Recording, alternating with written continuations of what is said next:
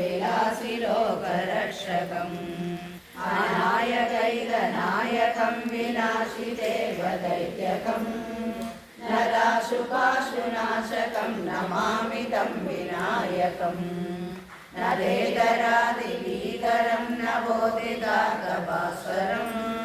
नमः सुरारिनिर्जरं नदादिकापदुद्धरम् सुरेश्वरं नितीश्वरं गजेश्वरं गणेश्वरं महेश्वरं तमाश्रये परात्परं निरन्तरम् समस्तलोकशङ्करं निरस्तदैत्यकुञ्जरम्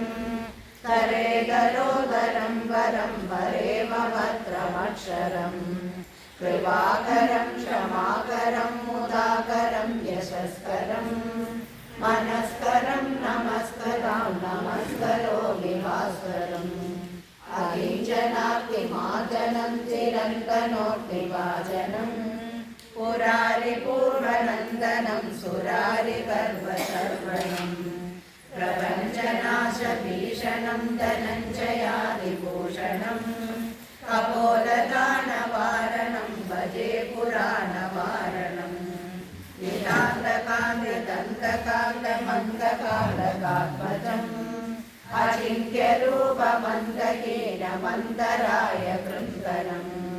हृदन्तरे निरन्तरं वसन्तमेव योगिना